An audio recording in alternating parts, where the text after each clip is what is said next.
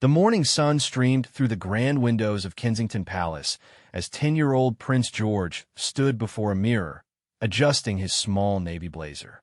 Today wasn't just another royal engagement. Today, he would step into his grandmother's footsteps for the first time, carrying forward a legacy that had touched millions of lives around the world.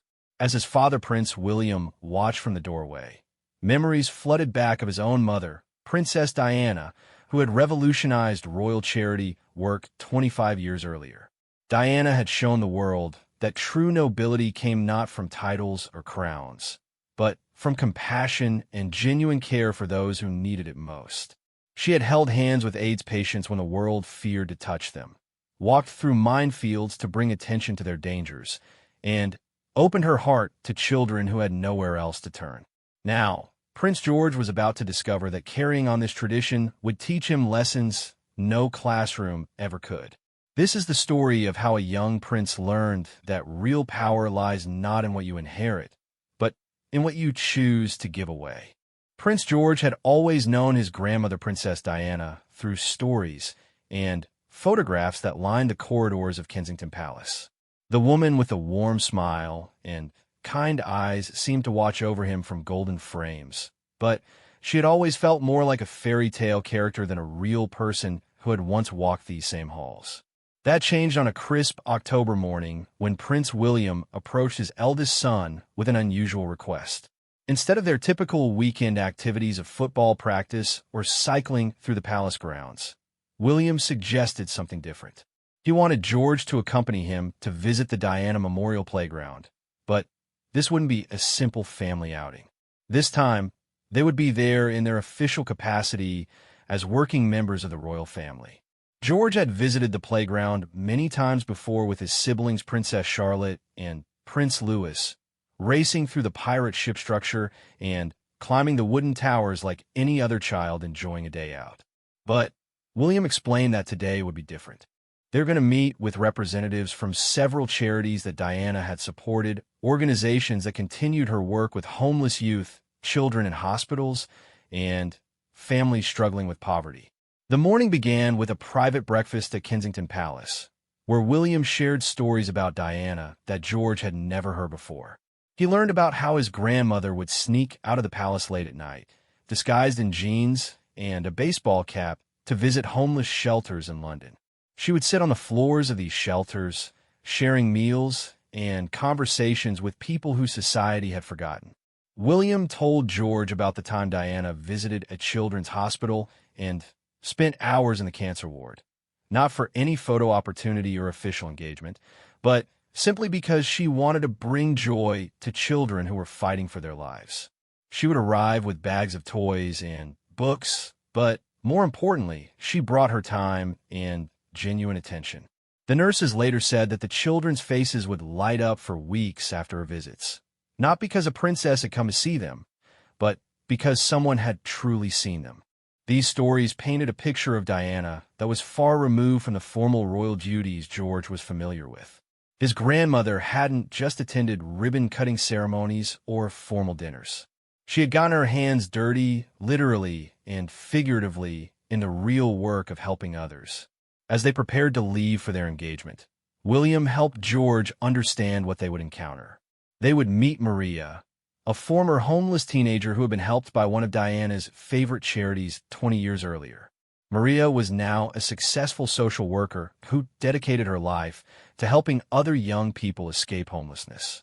They would also meet Dr. Sarah Mitchell, a pediatric nurse who had worked alongside Diana in the children's wards and who continued to coordinate hospital visits and support programs for seriously ill children.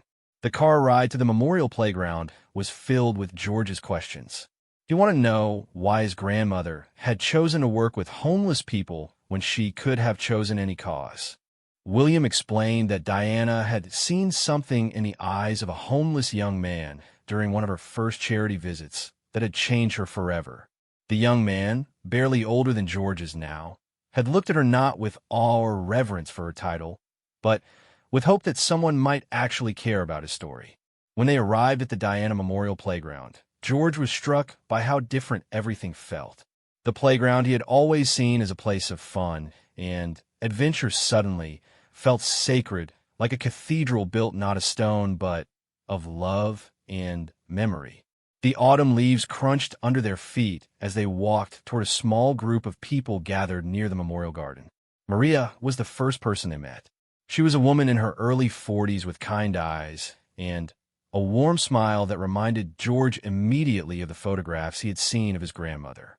When William introduced George, Maria knelt down to his level and spoke to him as if he were any other child, not a future king.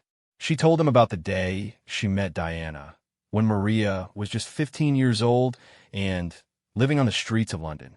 Maria explained that she had been afraid to trust anyone, especially adults who had let her down so many times before. But Diana had sat with her on a bench outside a youth shelter for 2 hours, not asking intrusive questions or offering quick solutions, but simply listening to Maria's story. Diana had given her something more valuable than money or temporary shelter. She had given her dignity and hope. Dr. Mitchell shared her own memories of working with Diana in the hospital wards. She described how Diana would remember the names of every child she met, sending them personal letters and small gifts long after her visits. One young patient named Timothy, who was battling leukemia, had received handwritten notes from Diana every week for 8 months. When Timothy passed away, Diana attended his funeral, sitting quietly in the back row with his family, mourning the loss of a child she had come to love. As George listened to these stories, he began to understand something profound about what it meant to be royal. It wasn't about the ceremonies or the palaces or the titles. It was about using the privileges and platform that came with his position to make a real difference in people's lives. The group walked through the memorial playground, stopping at various points where Diana's influence could still be felt. They visited the sensory garden, where children with disabilities could experience nature through touch, smell, and sound. They saw the quiet reflection area where families dealing with loss could find peace. Every element of the playground had been designed not just for entertainment, but for healing and inclusion. George found himself particularly drawn to a small plaque near the playground's entrance. It quoted his grandmother's famous words about wanting to be the queen of people's hearts rather than a traditional royal figure. For the first time, George truly understood what those words meant. Diana hadn't wanted to rule over people. She had wanted to serve them. As the mourning continued, George participated in activities that his grandmother might have done. He helped serve lunch at a mobile food unit that provided meals to homeless individuals. He was amazed to discover that many of the people they served were families with children his own age, people who had simply fallen on hard times and needed temporary support to get back on their feet. One young girl, about 8 years old, was particularly shy when George approached her table. She had been living in temporary housing with her mother after they had been forced to leave their home due to financial difficulties. George sat with her and her mother, asking about her favorite subjects in school and sharing stories about his own experiences with learning. By the end of their conversation, the little girl was laughing and chatting as if she had known George for years. Her mother later told William that this was the first time her daughter had smiled in weeks. The family had been struggling not just with housing insecurity, but with the shame and isolation that often comes with needing help.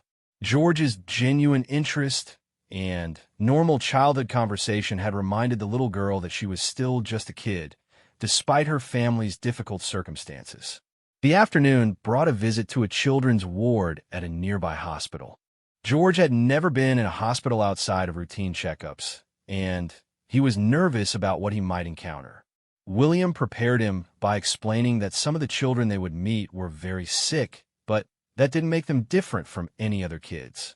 They liked games and stories and jokes just like George did. Their first stop was the cancer ward, where they met a boy named Jamie who was 9 years old and undergoing treatment for brain cancer. Jamie was bald from chemotherapy, but had the brightest smile George had ever seen. Instead of being impressed by meeting a prince, Jamie was excited to show George his collection of superhero action figures and his drawings of fantastical creatures. George spent nearly an hour with Jamie, listening to elaborate stories about the adventures of his action figures and creating new storylines together. When it was time to leave, Jamie gave George one of his drawings, a picture of a dragon and a knight working together to help other creatures in a magical forest. Jamie explained that sometimes the most unlikely friends could do the most good when they work together. The hospital visit continued with stops in other wards, where George met children dealing with various illnesses and injuries.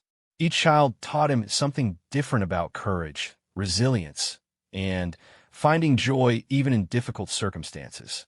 A 7-year-old girl named Sophie, who was recovering from a serious accident, showed George how she had learned to paint with her non-dominant hand while her other arm healed. Her artwork was beautiful, but more than that, her determination to continue pursuing something she loved despite the obstacles was truly inspiring. As the day drew to a close, George and William returned to Kensington Palace for a quiet dinner together. The palace, with all its grandeur and history, somehow felt different to George now.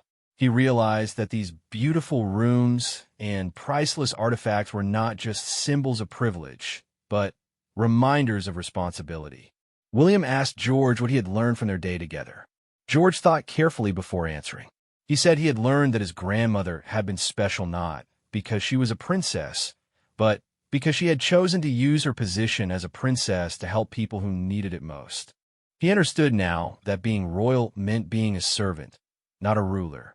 George also shared that he had been surprised by how normal and funny and interesting all the people they had met were. He had expected to feel sorry for them, but instead he had enjoyed their company and learned from them. The homeless families weren't scary or strange.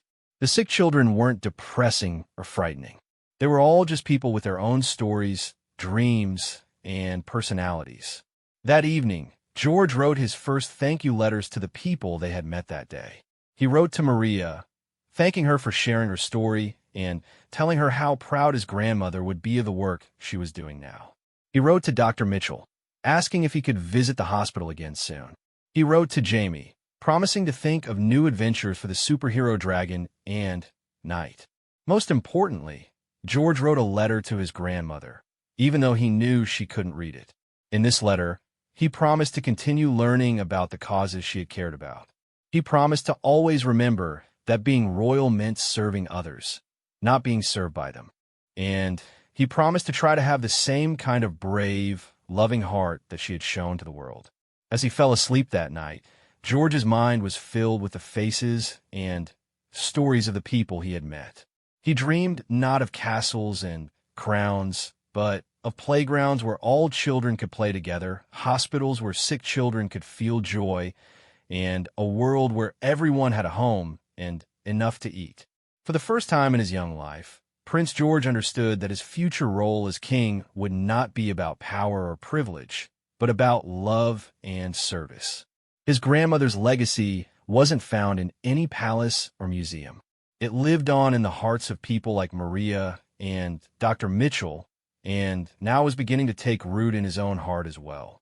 The boy who had woken up that morning as simply Prince George went to sleep as someone who was beginning to understand what it truly meant to be Princess Diana's grandson. 3 weeks had passed since George's first official charity engagement, and the palace staff noticed a change in the young prince. Where he once might have been found playing video games or reading adventure novels during his free time, George was now often discovered in the palace library, reading books about homelessness, childhood illness, and social issues. He had developed an insatiable curiosity about the problems his grandmother had worked to solve. The turning point came during a family dinner when George announced to his parents that he wanted to do more than just visit charities occasionally. He wanted to create something new, something that would be his own contribution to continuing Diana's work. William and Catherine exchanged surprised glances. They had hoped that George's exposure to charitable work would plant seeds of compassion, but they hadn't expected such immediate and passionate commitment from their 10-year-old son. George's proposal was both simple and ambitious. He wanted to start a program that would bring together children from different backgrounds, those who were homeless or in hospitals or care homes, with children who had stable homes and privileges similar to his own. He believed that if kids could meet and become friends across these divides, they could learn from each other and maybe even help solve some of these problems together when they grew up. The idea had come to him after thinking about his friendship with Jamie from the hospital. George realized that he and Jamie had connected so easily because they were both just kids who liked similar things. George wondered how many other potential friendships were being missed because children from different circumstances never had opportunities to meet. William was impressed by George's thoughtfulness, but he also wanted to make sure his son understood the commitment he was proposing. They spent several evenings discussing the practical challenges of such a program. How would they ensure the safety and comfort of vulnerable children? How could they create meaningful connections rather than superficial interactions? How would they measure whether the program was actually helping anyone? George threw himself into researching these questions with the same enthusiasm he usually reserved for learning about dinosaurs or space exploration.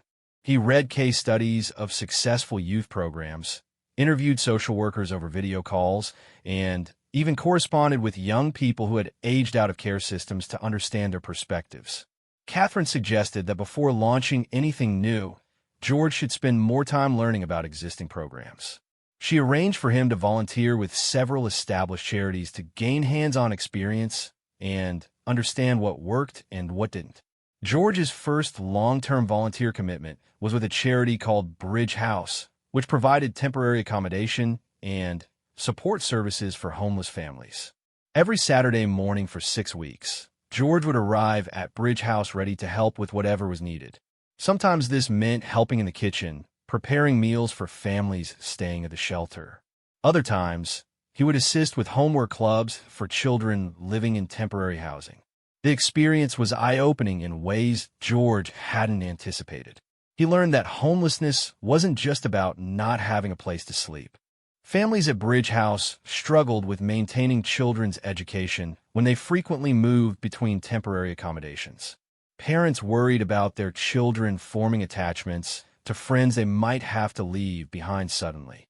Children felt embarrassed about their living situations and often withdrew from social activities. George became particularly close to a family called the Johnsons. Sarah Johnson was a single mother with 2 children, 8-year-old Lily and 12-year-old Marcus. Sarah had been working as a nurse until a serious car accident left her unable to work for several months. Without income, they had lost their flat and been forced to seek temporary housing. Marcus was especially struggling with the family situation. He had been forced to change schools twice in 6 months and was falling behind academically. He was also deeply embarrassed about living in a shelter and had stopped participating in activities he once loved, like the school football team. When George first met Marcus, the boy was sullen and unresponsive, clearly resentful about his circumstances. George's approach to befriending Marcus was patient and genuine. Rather than treating him as a charity case, George simply treated him as another kid. They discovered they both supported Chelsea Football Club and both struggled with mathematics homework. George began bringing his own homework to Bridge House on Saturdays, and he and Marcus would work on their assignments together. Slowly, Marcus began to open up. He told George about how humiliating it was to give the shelter's address when teachers asked for contact information. He described the anxiety of never knowing where his family would be living next month. He talked about missing his old friends and being afraid to make new ones because he might have to leave again. George listened without trying to fix everything or offering empty reassurances. Instead, he acknowledged how difficult Marcus's situation was while also recognizing his strength and resilience. George pointed out that Marcus was not only keeping up with his schoolwork despite all the disruptions, but he was also helping to take care of his younger sister and supporting his mother through a very difficult time. Their friendship became the foundation for George's understanding of what his proposed program could accomplish. Marcus needed more than charity. He needed dignity, friendship, and opportunities to feel normal and valued. George realized that his program shouldn't be about privileged children helping disadvantaged children. It should be about children from different backgrounds learning from each other as equals. Meanwhile, George continued his hospital visits, but now with a deeper sense of purpose. He had become a regular visitor to the pediatric ward where he had met Jamie, and he had developed ongoing friendships with several young patients. These relationships taught him about the particular challenges faced by children dealing with serious illnesses. One of his new friends was a girl named Amara, who was 11 years old and receiving treatment for juvenile diabetes. Amara was brilliant and funny, but she often felt isolated from her peers because her medical condition required constant monitoring and care. She couldn't participate in school trips or sleepovers without extensive planning and supervision. She felt different from other children her age, and that feeling of difference sometimes overshadowed everything else about her. George and Amara began corresponding regularly between his visits. They would write letters, send drawings, and share book recommendations. George learned about Amara's dreams of becoming a veterinarian and her love of marine biology. Amara learned about George's interest in history and his nervousness about public speaking. Through their friendship, George realized that Amara didn't need pity or special treatment. She needed the same thing Marcus needed: genuine friendship and opportunities to feel valued for who she was, not defined by her circumstances. George began to envision his program as a way for children like Amara and Marcus to meet children from more privileged backgrounds who could benefit just as much from these friendships. The breakthrough moment came during a conversation with his grandfather, King Charles. George had been struggling to articulate exactly what he wanted to achieve with his program, and Charles suggested they take a walk through the palace gardens to discuss it. As they walked among the rose gardens that Diana had loved, Charles shared his own memories of Diana's approach to charitable work. He explained that Diana's gift hadn't been in having solutions to complex social problems. Her gift had been in her ability to see each person as an individual with their own story and worth. She had understood that lasting change came not from grand gestures, but from authentic human connections. Charles helped George understand that his program didn't need to solve homelessness or cure childhood illnesses. It needed to create opportunities for genuine friendship and mutual understanding between children who might not otherwise meet. If these friendships could break down barriers and build empathy, the children involved would grow up to be adults who approach social problems with greater compassion and understanding. With this clarity, George began developing what he decided to call the Friendship Bridge Program. The program would bring together small groups of children aged 8 to 12 from different backgrounds for ongoing activities and friendship opportunities. Rather than one-time events, children would commit to spending time together over several months, allowing real relationships to develop. George worked with child psychologists and social workers to design the program structure. Children would be matched in small groups based on interests and personality rather than just demographics. Activities would be designed to be fun and engaging while also creating opportunities for meaningful conversation and connection. The first pilot group would include Marcus and Lily from Bridge House, Amara and Jamie from the hospital, and for children from George's own school who had volunteered to participate. The group would meet every other weekend for various activities, from visiting museums and going to football matches to working on creative projects together. George insisted on participating as an equal member of the group rather than as its leader or organizer. He wanted to learn and grow from these friendships just as much as he hoped the other children would. The program's first official meeting took place on a sunny Saturday afternoon at Kensington Palace. George was nervous about hosting the group in such a formal setting, but William and Catherine had helped him set up activities in one of the palace's more casual sitting rooms, making the space feel as normal and welcoming as possible. When the children arrived, George could see that everyone was feeling a bit overwhelmed by the grandeur of the palace. Lily was particularly wide-eyed, spinning around to take in the paintings and chandeliers. Jamie immediately wanted to know if the palace had any secret passages like in the movies. Amara was fascinated by the history of the building and asked detailed questions about various artifacts and portraits. George had prepared for this by planning to give everyone a behind-the-scenes tour that would satisfy their curiosity and hopefully help them feel more comfortable. He showed them the kitchens where their lunch was being prepared, introduced them to some of the palace staff, and even took them to see the room where he did his homework, which looked remarkably similar to any other child study space. The ice was truly broken when Marcus discovered that George's room was decorated with many of the same superhero posters that Marcus had in his temporary bedroom at Bridge House. They spent 20 minutes comparing their favorite comic book characters and debating various superhero storylines. Soon, all the children were joining in the conversation, sharing their own interests and opinions. Lunch was served in the palace garden, with a formal atmosphere melted away entirely. The children chatted and laughed as if they had known each other for years. George was amazed by how naturally the conversations flowed. Amara and one of George's school friends, a girl named Emma, discovered they both loved marine biology and spent most of lunch discussing dolphins and coral reefs. Jamie and a boy from George's school named Oliver bonded over their shared love of building things. Jamie had been constructing elaborate structures out of medical supplies during his hospital stays, while Oliver was passionate about engineering and robotics. They immediately began planning projects they could work on together. The afternoon included a variety of activities designed to help the children learn more about each other. They played cooperative games that required teamwork and communication. They worked on an art project where each child contributed to a large mural depicting their dreams for the future.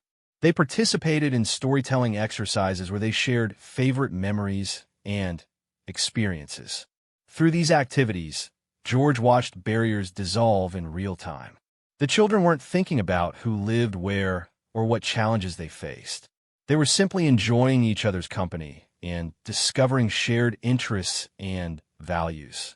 The day concluded with the children making plans for their next meeting and exchanging contact information so they could stay in touch between gatherings. George felt a deep sense of satisfaction watching his new friends exchange phone numbers and make promises to text each other about homework questions and funny stories. As the families prepared to leave, George received feedback that exceeded his highest hopes. Marcus's mother, Sarah, told William that she hadn't seen her son this animated and happy in months. Amara's parents mentioned that she had spent the car ride talking nonstop about her new friends and was already planning things to share with them at the next meeting. Most meaningfully for George, several of the children from his own school told him that the day had opened their eyes to experiences very different from their own. Emma mentioned that she had never really thought about what it would be like to have to move frequently or live in temporary housing. Oliver said that meeting Jamie had made him realize how brave and resilient children dealing with serious illnesses were. That evening, George called his grandfather to share how the day had gone. Charles listened with pride as George described the genuine connections that had formed and the plans the children had made together. Charles told George that Diana would have been incredibly proud to see her grandson not just continuing her work, but evolving it for a new generation. George went to sleep that night knowing that he had taken his first real step toward creating something meaningful and lasting. The Friendship Bridge program was no longer just an idea. It was a reality, with 8 children committed to building relationships that would challenge assumptions, break down barriers, and create a foundation for a more compassionate future. The 10-year-old prince had learned that changing the world didn't require grand gestures or royal proclamations. It required simply bringing people together and creating space for authentic human connection.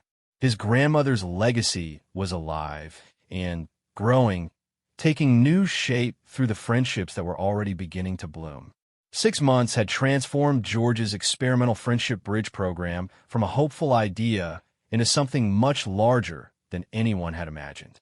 Word about the program had spread organically through the charities and schools involved, and requests for similar groups were coming in weekly from across London and beyond. George found himself in an unexpected position. At just 10 years old, he was being consulted by child welfare experts, social workers, and education specialists who wanted to understand how his program was achieving such remarkable results. The success wasn't measured in statistics or formal evaluations, but in the transformation visible in every child who participated. Marcus Johnson had become one of the program's most powerful ambassadors, though he didn't think of himself that way. The angry, withdrawn boy George had first met at Bridge House was now confident and outgoing. His family had moved into permanent housing 2 months earlier, but Marcus continued participating in the program and had become a mentor figure for newly arrived children at the shelter. Marcus had reconnected with his love of football and had joined his new school's team. More importantly, he had developed the confidence to talk openly about his family's experience with homelessness. During a school presentation about overcoming challenges, Marcus shared his story with such honesty and courage that several of his classmates approached him afterward to share their own family difficulties. The friendship between Marcus and George had evolved into something neither of them had expected. They now spoke regularly about social issues affecting young people, and Marcus often provided George with insights that no textbook or expert consultation could offer. Marcus had a ground-level understanding of poverty, instability, and resilience that helped George develop more effective and meaningful programs. Amara had similarly flourished through her participation in the program. Her friendship with Emma had blossomed into a partnership focused on marine conservation. Together, they had started a school project about ocean pollution that had grown into a presentation they gave to younger students across London. Amara's medical condition was still a daily reality, but it no longer defined her social identity or limited her aspirations. The success of Amara and Emma's collaboration had inspired George to incorporate project-based learning into the Friendship Bridge program. Children were now working together on initiatives that combined their interests with social impact. These projects gave the children concrete ways to make a difference while strengthening their friendships through shared purpose. Jamie, despite ongoing medical treatments, had become the program's unofficial creative director. His imagination and artistic talents had inspired the creation of a storytelling component where children wrote and illustrated books about friendship, courage, and overcoming obstacles. These books were now being shared with other young patients in hospitals and children in temporary housing across the city. The program had also had profound impacts on the children from more privileged backgrounds. Oliver, George's school friend who had bonded with Jamie over building projects, had shifted his entire academic focus toward biomedical engineering after learning about the challenges faced by children with chronic illnesses.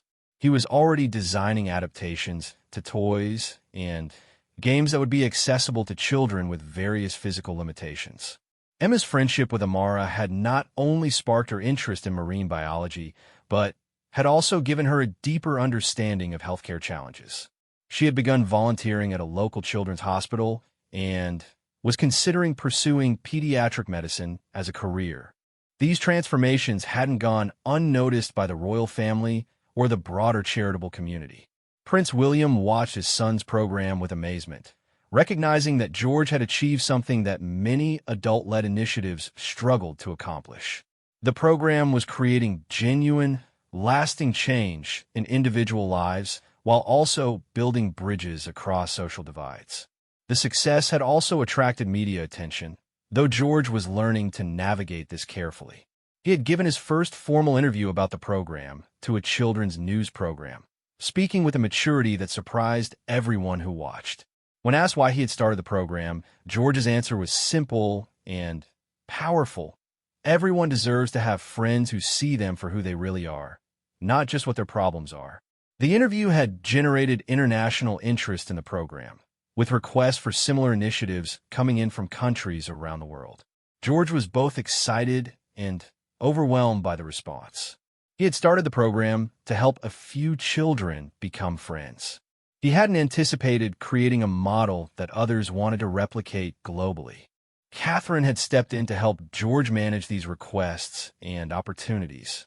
Together, they had established a small foundation to support the growth of Friendship Bridge programs while maintaining the authentic, child-centered approach that made them effective.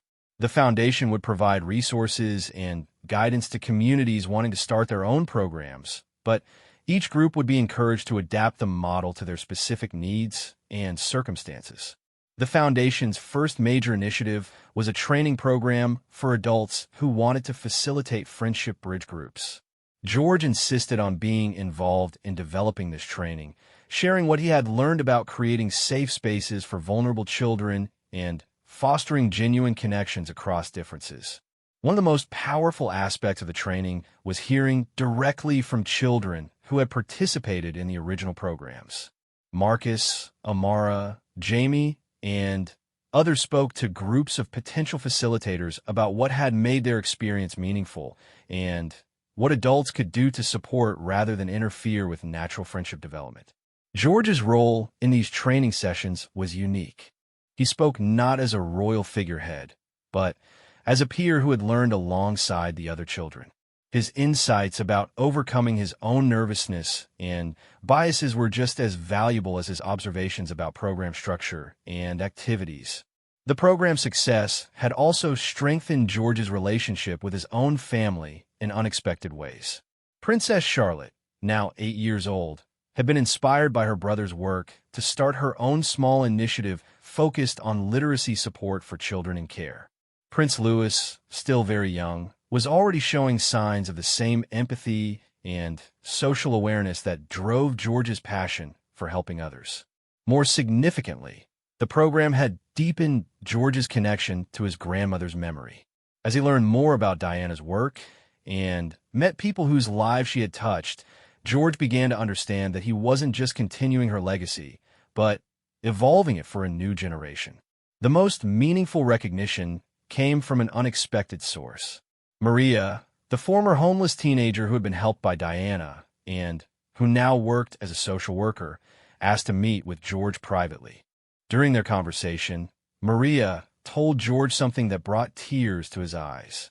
Maria explained that in all her years of working with disadvantaged children, she had never seen a program that so effectively addressed the root cause of many social problems: the isolation and dehumanization that comes from never having opportunities to connect across social divides.